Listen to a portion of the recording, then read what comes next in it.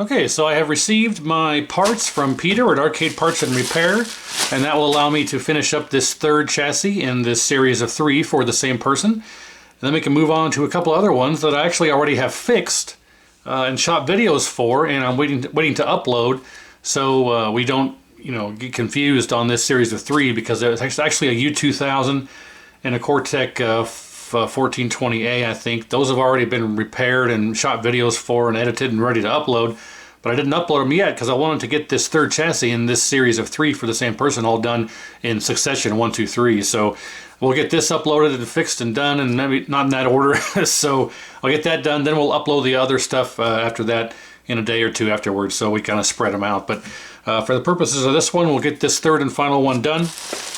I got a bunch of cap kits I've been waiting on, needed cap kits, and 4 new flybacks.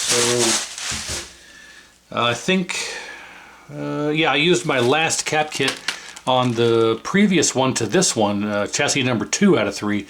So I had to order, I think I got 7 cap kits and 4 flybacks. So that being said, let's get this out of the way now and examine our third and final chassis. Now this one is a 25 inch. The previous 2 were 19 inch. And if we look,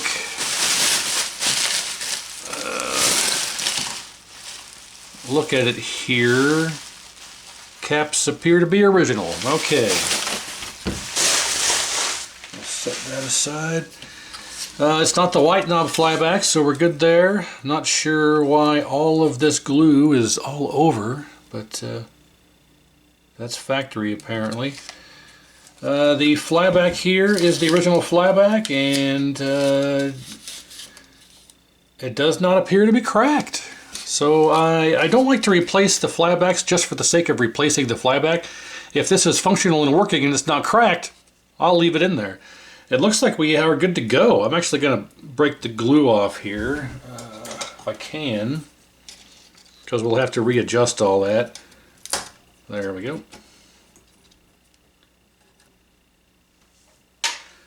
Yeah, it's not cracked or broken or anything. I'd say that we're good to go in leaving this flyback installed.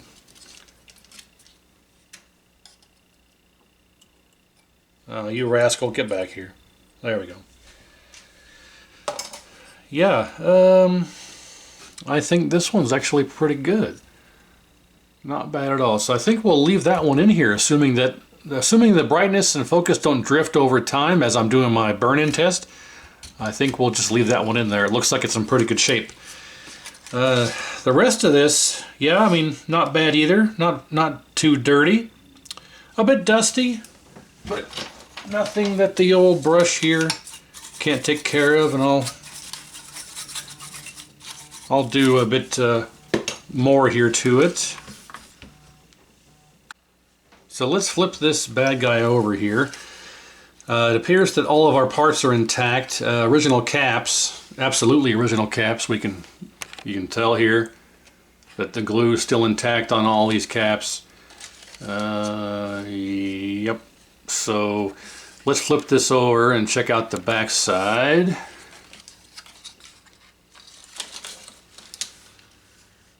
And this appears to have received absolutely no prior work really ever in its life. From what I can tell, it looks like this has been pretty much untouched its entire life. And one dead giveaway is the video header pin for the red is cracked, like they all are.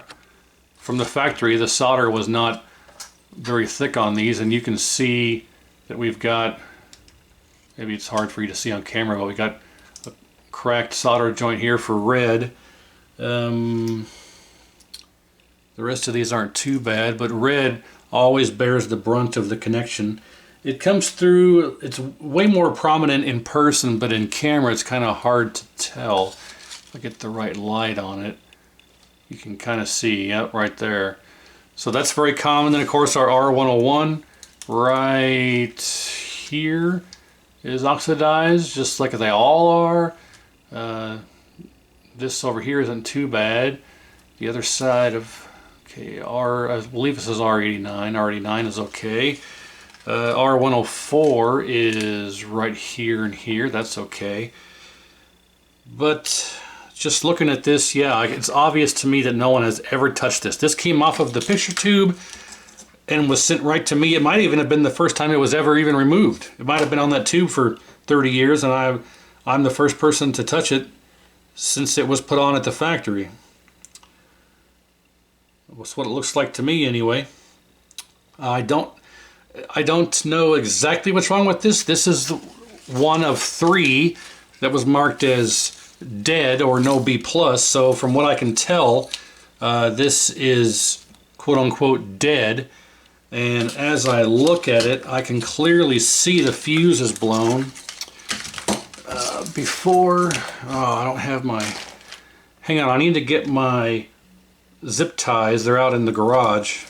I was using them for a different project. I want to zip tie this to here so we don't break these wires off from moving it around.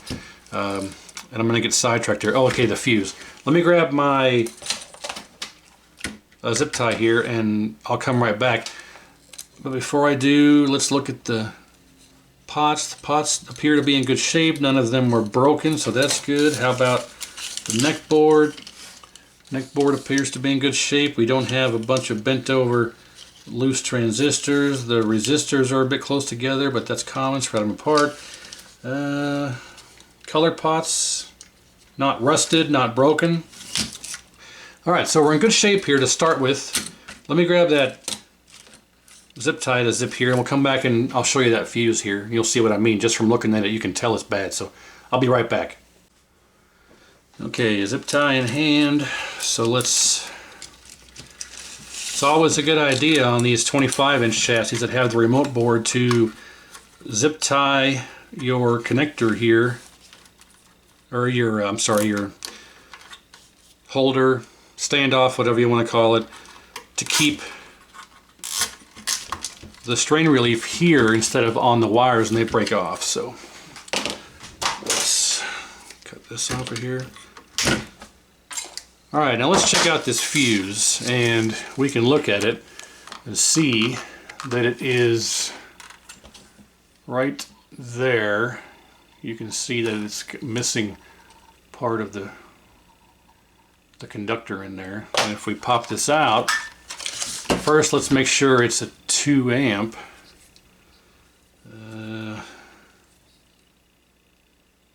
It's on this side. 2 amp. See it? I don't know if you can see the 2A. 2A. And if we look at it, yep, it is blown. And now we can go ahead and test it just to verify, but visually there's no doubt. And I'll put the meter on continuity mode, and if we hear the leads here,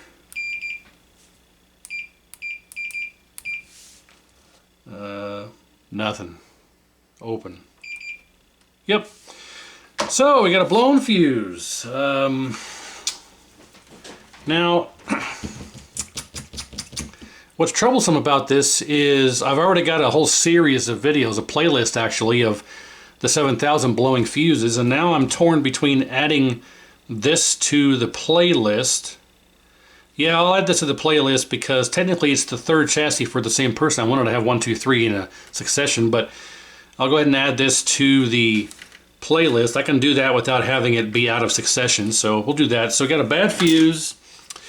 So now it should be pretty cut and dry as to what would cause a fuse to blow. We got to check R104, R89, R101, R97, R96, I can never remember this one, R88. I think I said R103. Width cap. I wasn't even in frame, sorry.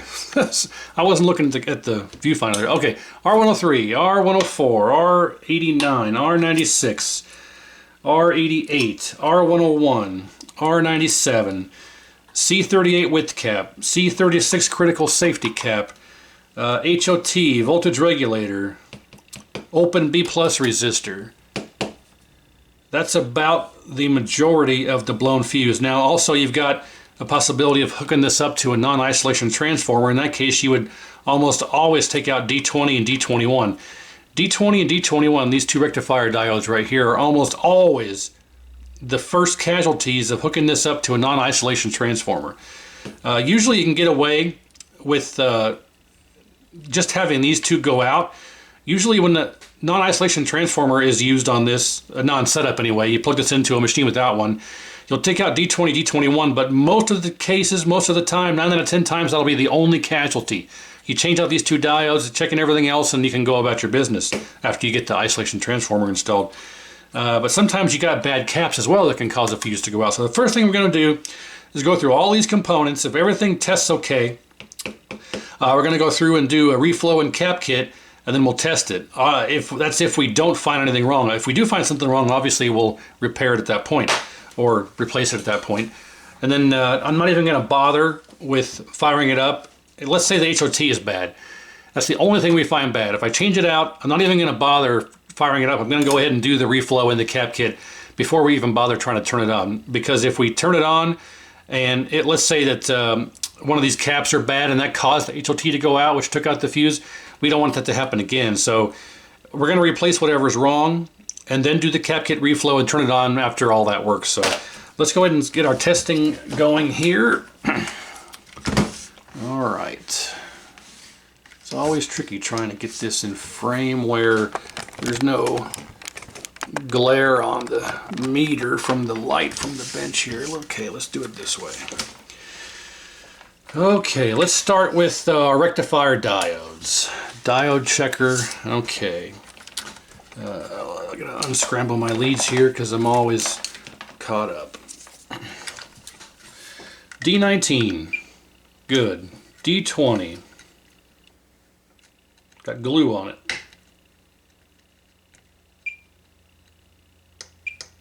Good. D21, more glue.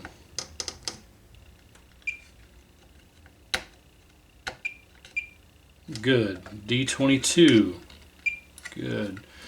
24 and 23. Okay, so rectifier diodes are good. Let's test R103, should be 3 ohms. And we get, gosh, just, come on, give me a break here. 2.8, okay. R104 should be 15 ohms, and it is. R101 should be about 5K ohm in circuit. And 4.5, close enough. R97 should be 270. Yep. R89 should be 3.9. There we go. R88 should be 1.8. R96 should be 1.8.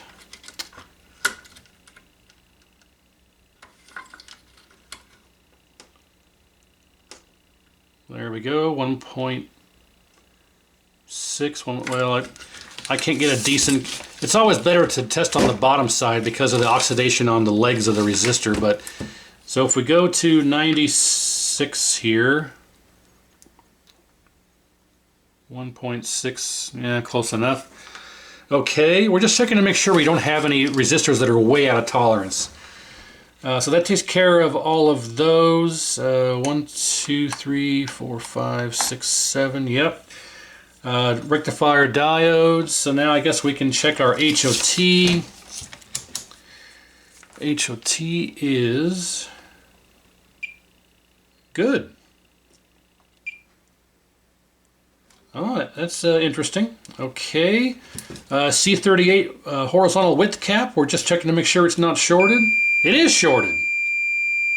Well, how about that? Look at that. These two pads right here, that are shorted correspond to this cap right here. This cap right there is our horizontal width cap. And if we test it again, shorted. Let's go to D18. There's a diode right here in front of it. I don't know if you can see this diode right there in front of it. That is the diode across the width coil. So if we go, I think it's this way.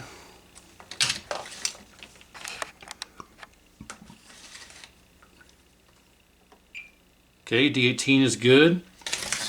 So let's test our critical safety cap, which is this guy down in here. And you test that by going in caddy corner and diode checker across this pad to here. And that's good. And then this pad to here. That's good. And you know, if your HOT is shorted, you'll read a shorted. If your critical safety cap is shorted, your HOT will read shorted, and vice versa. So if you read a short on the HOT, you need to remove it from the circuit and verify if it's the HOT that's shorted or the critical safety cap, or vice versa. So that's good. We can check D13 and D14. Nope, D13 is good. And D14 is the opposite direction. And that's a normal reading, which we had an odd reading, I think, in the first video, but that one reads correctly. Let's test our voltage regulator. On this vertical type of regulator, it's pins 3 and 4. Pin 1 is here. It goes 1, 2, 3, 4, 5. 1 this way, 5 that way. So our B plus resistor is going to pins 3 and 4. So we should read about 0.160 or something. No, that's the 19. I think we're 0.1, yeah, 1.6 I think. But let's go to pins 3 and 4.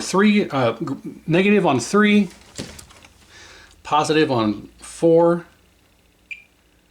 Yeah, 0.15. Okay, so that's good. That means our voltage regulator is not shorted and our B plus resistor is good. Because if we go to ohms, we should read, what, 200? 180. Okay, I always get those backwards between 19 inch and 25 inch. But see, 180 ohms, that is across our B plus resistor, so it's not open. So that's, there you go. We got 180 across the B plus resistor. So our B plus resistor is not open. Our voltage regulator is not shorted. We have a good HOT, a good HOT, good voltage regulator, good critical safety cap, D13, D14, all of our diodes, rectifier diodes, all of our resistors, I should say, I meant to say resistors. It looks like our only issue is the horizontal width cap is shorted. And that can happen in a number of ways. Bad yoke. It would not be very beneficial to repair this and have it hook up to the yoke and have it just go right back out again. But let's remove the cap from the circuit and test it out of circuit. And what do we get? Here we go. Dead short, 0. What do we get on ohms? 0.1. Yikes. Okay. Well, that appears to be our only issue. Shorted C38 horizontal width cap. Now, why that would be, don't know.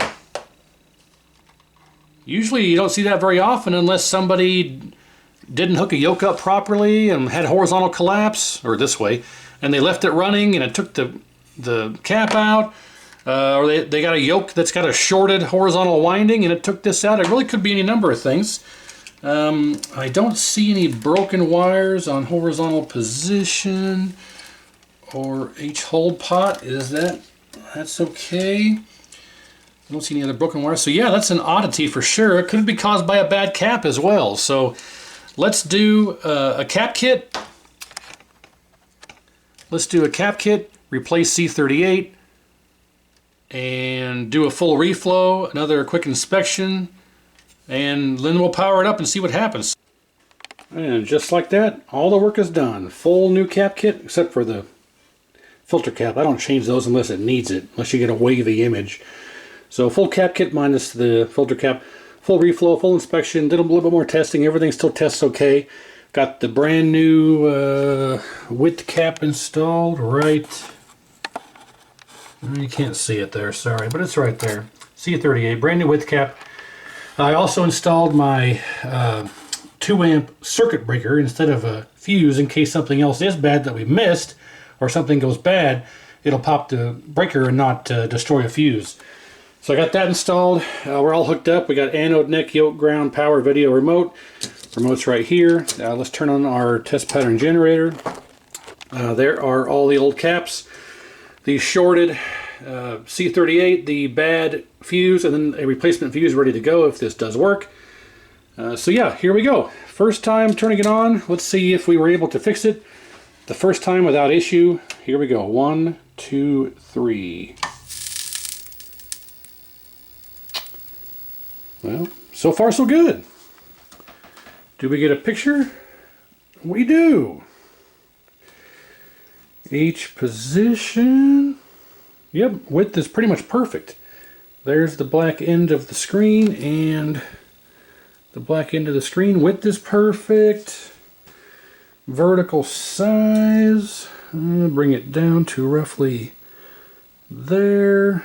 We got black and black. It's tweaking when I'm moving pots here. Let's do vertical position. Vertical position works.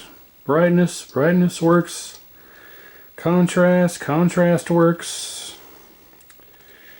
And obviously our holds are good. Vertical hold, horizontal hold, because we have an image. So there we go. That was it. Possibly bad caps and a shorted C38 horizontal width cap. Don't know why it went out, but it did. So there's all of our bad components. Fuse cap and other caps, electrolytic and poly cap. So alright, I will get the new fuse installed here. There we go. I'll get the new fuse installed. I'll let it do my normal burn-in, give it the time that it needs. Of course, I have to hook up a real PCB for that. I don't want to run the test pattern generator for hours and hours, so I hook up a real PCB on the test bench here. But yeah, I think we're good to go. All he had was a bad width cap. Now, I say the other caps could have been a contributing factor to that going out, but usually the C38 width cap does not short due to bad electrolytic caps. So that usually only goes out if you've got something going on with a bad yoke connection or a burned up yoke connector or a shorted yoke winding for the horizontal, any number of things. But generally speaking, bad electrolytics don't take out the C38. But anyway, so hopefully the owner of this chassis doesn't hook it up and have it go right out again on him. If it does, then he's got absolutely a problem with his yoke or yoke connector. I'll let him know so he can inspect all that prior to hooking this back up. But it appears we are back in working order. All that was bad was a C38 and a fuse, and it's operational. Let's make sure we have RGB, which I already know we do. Yep, there you go. You can tell just from the main first page there. Beautiful, glorious. Okay. So that wraps up these three K7000s for this same individual. I'll let him know how this goes. I'll get these all back to him in a timely manner, and I'll post my the U2000 and the KT1420A here shortly in succession after this. And I have 3 more 7000s in a box for another guy, and 2 7500s in a box for another guy. So there's never an end in sight. They just keep coming in. So I'll get all those working and posted as I get them fixed and as they come through. So thanks for watching. I appreciate it. Like, share, and subscribe, and stay tuned, and we'll see you next time.